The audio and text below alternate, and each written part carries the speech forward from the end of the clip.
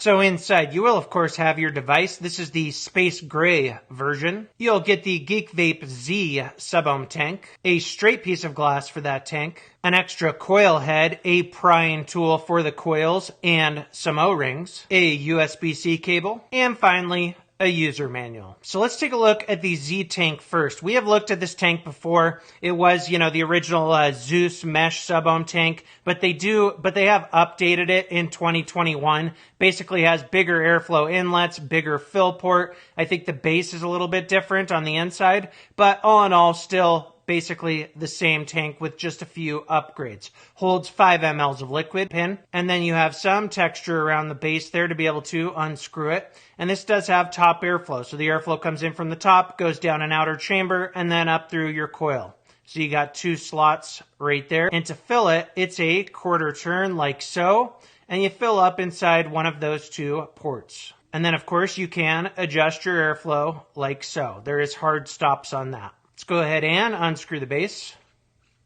And when these coils are dry, they're pretty hard to get out, so that's why they give you a little prying tool. And these are the Z series coils. This one is 0.2 ohms, rated for 70 to 80 watts, Kanthal, and that is a single mesh coil.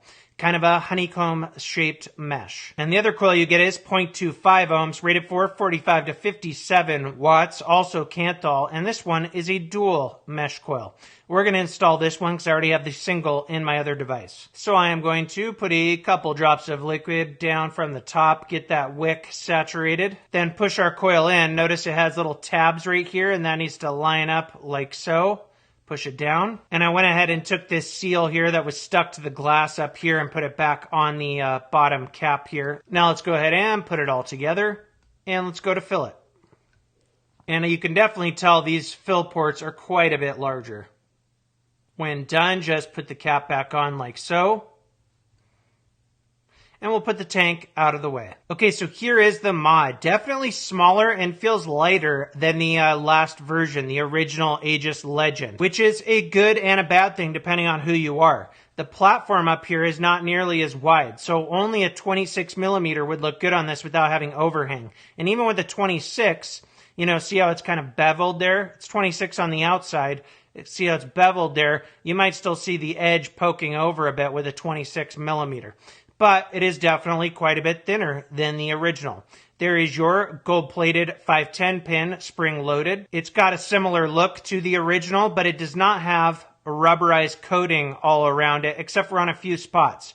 You got it right up here, and you got it on the bottom right here. But then right here, it's metal, probably zinc alloy. It says Geek Vape right there, Aegis right there. And you got this padded leather or pleather on the backside. Feels really nice. Really nice, tight, clicky fire button, similar to the original. Left, right button. Your screen is right there. And your USB-C port is up top here now. So you open that up and you can charge from right there or upgrade. I like the way they did that. And then you just push that back down like so. This thing is IP68 rated, waterproof, shockproof, dustproof. You got a little lock and unlock lever right there. We'll get back to that. And on the bottom there is your battery compartment. And that just opens up like so. You got all these seals around here, as you can see. And I'm going to use some homework batteries. So it goes negative up on that side, positive up on that side, and then this clicks into place. And then when you want to take your batteries out, you pull back on that lever right there. And this is spring-loaded. So let's go ahead and put our tank on. Now remember, at the base, I got 24.5 millimeters. And you can see what that would look like on here. It's not sticking over, but it's getting close. So really, I think up to a 25 would look good on this. But a 26 you could probably get away with as well. But definitely not good for the 28s or 30s. So let's go ahead and turn it on, 5 clicks. And you can see right here, this lever will unlock or lock the whole device. Okay, so instead of having to turn this thing all the way off, you can just lock the whole device and then none of the buttons will work. So kind of a nice little feature there. I like that.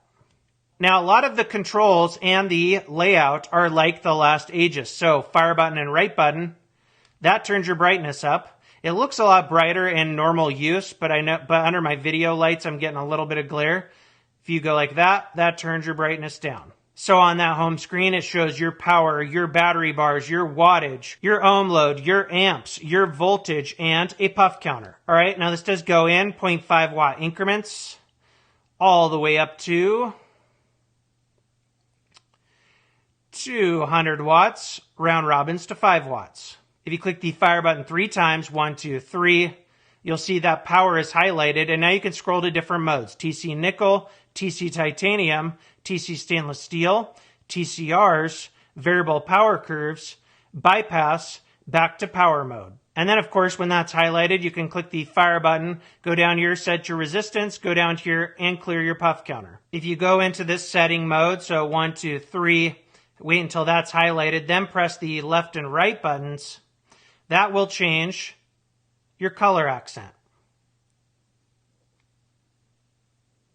And then, of course, if you want to turn it completely off, 5 clicks. So that's pretty much it. Very, very similar board to the original. So I have it at 50 watts. Let's go and vape that.